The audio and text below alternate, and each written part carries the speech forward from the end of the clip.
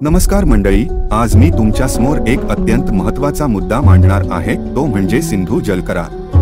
पाकिस्तानने भारताला बदनाम करण्याचं खेळ चालवलंय। पाणी म्हणजे शेतकऱ्यांचं सोनं। भारतात हिमालयातून उगम पावणाऱ्या 6 मोठ्या नद्या सिंधू, झेलम, चिनाब, रावी, ब्यास आणि सतलज त्याच्यावर दोन्ही देशांची शेती अवलंबून आहे। 1960 साली भारत आणि पाकिस्तानमध्ये वर्ल्ड बँकेच्या मध्यस्थीने एक पाणी वाटपाचा करार झाला। या करारानुसार भारताला मिळाल्या रावी, ब्यास, सतलज या पूर्वेकडच्या नद्या, पाकिस्तानला मिळाल्या सिंधू, झेलम, चिनाब या पश्चिमेकडच्या नद्या, पण भारताला या नद्यांचा काही अंश वापरण्याचा हक्कही मिळाला। पाणबांध, वीजनिर्मिती आणि सिंचनासाठी हा हक्क होता।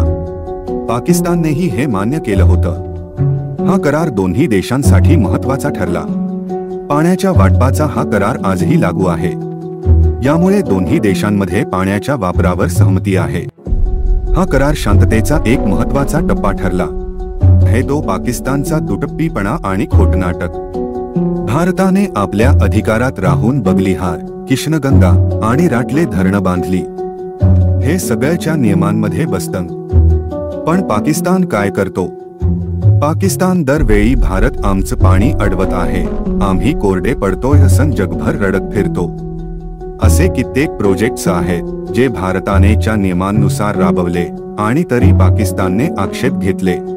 भारत आणि पाकिस्तानमध्ये जेव्हा वाद होतो तेव्हा वर्ल्ड बँक न्यूट्रल एक्सपर्ट किंवा आर्बिट्रेशन कोर्टने निर्णय घेतं। उदाहरण, बगलिहार धरण पाकिस्तानने विरोध केला। वर्ल्ड बँकच्या न्यूट्रल एक्सपर्टने सांगितलं भारताचं डिझाईन योग्य आहे।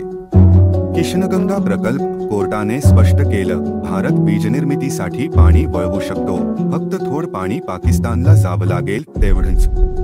तर मग प्रश्न असा येतो, दरवेळी न्यायालयात हरल्यावरही पाकिस्तान रडत का राहतो? पाकिस्तानचं मुख्य काम म्हणजे जगभरात भारताला खलनायक दाखवणं। ते म्हणतात की भारत आमचं पाणी थांबवतंय, पण सत्य हे की भारत आपला हक्क वापरतोय, तोही नियमात राहू। आणि पाकिस्तान आपली अकार्यक्षमता झाकण्यासाठी भारतावर दोष ठेवतो। याच दरम्यान पाकिस्तान स्वतः पाण्याचं व्यवस्थापन नीट करत नाही, मोठी धरणं बांधत नाही, लिकेज थांबत नाहीत आणि सगळा दोष भारतावर ढकलतो। भारताने सिंधू जल कराराचा एकदाही भंग केलेला नाही। जगातलं कुठलाच देश असं संयम दाखवणार नाही जितका भारतानं दाखवला।